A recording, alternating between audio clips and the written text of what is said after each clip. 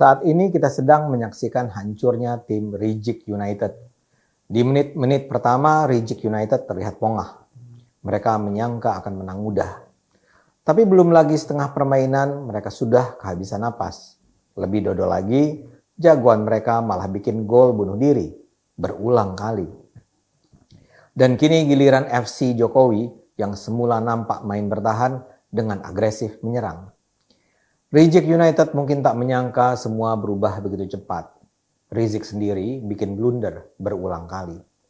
Rupanya hidup bertahun-tahun sebagai pelarian membuat dia terlalu bernafsu, menunjukkan bahwa dia masih kuat dan berkuasa seperti sedia kala. Kalau saja dia bijaksana, dia sebenarnya bisa menarik simpati dengan menunjukkan sikap rendah hati. Dia bisa bilang ke pengikutnya untuk bersabar, tidak berkerumun, menahan diri. Dia bisa jaga pernyataan-pernyataannya agar tidak mengkonfirmasi image bahwa dia penyebar kebencian. Dia bisa mengatur agar pernikahan putrinya diselenggarakan dengan sederhana dengan peserta terbatas. Kepada Nikita, dia bisa lembut menyatakan, "Saya maafkan kamu Nikita, sebagaimana Nabi Muhammad dulu memaafkan orang-orang yang menghinanya." Tentang tuduhan-tuduhan pelanggaran hukum terhadapnya, dia bisa bilang dia akan menjalankan semua kewajiban sebagai warga negara yang patuh hukum. Masalahnya boro-boro begitu. Belum apa-apa dia sudah menyebut Nikita dengan sebutan tidak senonoh. Dia menuduh pemerintah bersikap tebang pilih dan tidak memproses laporan terhadap para penjilat pemerintah seperti Denny Siregar, saya dan Abu Janda. Dia mengancam bahwa akan terjadi pertumbuhan darah kalau pemerintah terus menyudutkan ulama. Dia menyatakan bahwa jangan salahkan umat Islam kalau umat Islam sampai memotong leher mereka yang menghina agama dan ulama. Belum apa-apa, dia bikin acara Maulid Nabi yang mengumpulkan ribuan orang tanpa mematuhi protokol kesehatan. Dia bikin acara pernikahan yang mewah dengan joget-joget dan juga cipika-cipiki yang mengabaikan sama sekali protokol kesehatan.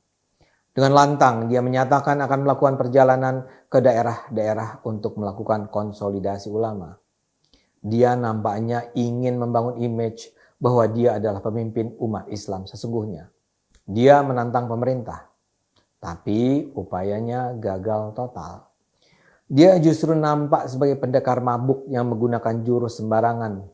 Bahkan bisa dibilang keseluruhan pasukan Reject United kelihatan amatiran. Koordinator Reject United tidak cukup handal untuk mencegah jangan sampai pasukan penyambut Rizik di Cengkareng bikin macet jalan, sampai-sampai keberangkatan dan kedatangan pesawat terlambat, penumpang harus berjalan kaki berkilometer, atau juga ada penumpang ketinggalan pesawat. Begitu barbariknya pendukung Rizik, mereka dengan enteng meninggalkan sampah, menginjak-injak tanaman, dan merusak fasilitas Bandara Cengkareng. Itu semua mendorong sumpah serapah terhadap Rizik dan gerombolannya. Reject United juga sempat mengumumkan akan ada reuni 212 pada 2 Desember 2020. Kebiadaban juga dipertunjukkan Ustadz Maher yang memaki-maki Nikita.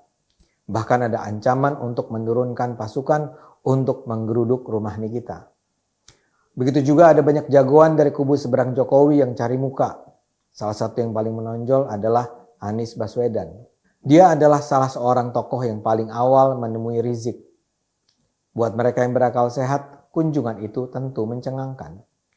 Bagaimana mungkin seorang gubernur menghadap pada seorang buronan yang disebut media asing sebagai pelarian mesum? Kalaulah dia ingin menunjukkan loyalitasnya pada Rizik, dia sebetulnya bisa sekedar menelpon dan bikin komunikasi lewat Zoom.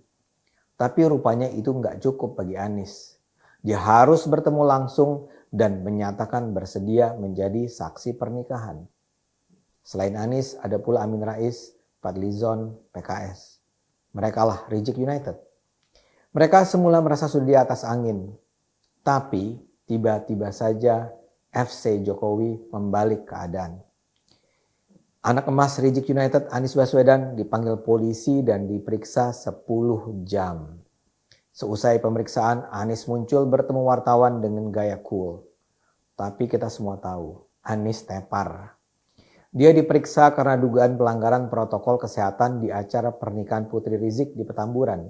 Ironisnya, pemerintah Anies juga menetapkan denda 50 juta rupiah pada Rizik. Mungkin kewajiban denda ini dikeluarkan buru-buru untuk menyelamatkan diri karena Anies tahu dia akan menjalani perkara hukum. Soalnya kalau dia memang terbukti sengaja membiarkan pelanggaran karantina kesehatan, Anies bisa dihukum 1 tahun penjara sesuai Undang-Undang Nomor 6 2018. Kita tentu menduga tidak mungkinlah Anies sampai harus ke pengadilan gara-gara ini. Tapi fakta bahwa dia dipanggil ke polisi karena soal pernikahan anak Rizik tentu sangat memalukan. Akibatnya kini dia harus bayar mahal. Tapi bukan cuma Anies.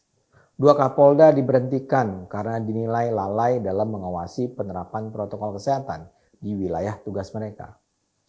Pengelola Monas dan Kepolisian Jakarta juga menyatakan tidak memberi izin bagi reuni 212. Karena itulah Reject United dengan wajah pasrah mengumumkan bahwa reuni 212 akan ditunda sampai waktu yang belum bisa dipastikan. Bahkan cerita belum selesai. Pihak kepolisian menyatakan bahwa mereka akan melakukan penyidikan tentang kemungkinan terjadinya pelanggaran hukum dalam hal acara pernikahan Putri Rizik dan peringatan Maulid baik di Jakarta maupun di Bogor. Kalau memang terjadi penyidikan, sangat mungkin Rizik kembali akan dijadikan saksi atau bahkan ikut dalam jajaran tersangka. Pertandingan memang belum usai. Tapi gawang Reject United sudah berulang kali kebobolan, sementara kiper FC Jokowi terlihat menganggur. Sebagian besar penonton sudah mulai meninggalkan stadion. Hasilnya sudah jelas kok. Reject United adalah tim pecundang. Yuk terus gunakan akal sehat, karena hanya dengan akal sehat Indonesia akan selamat.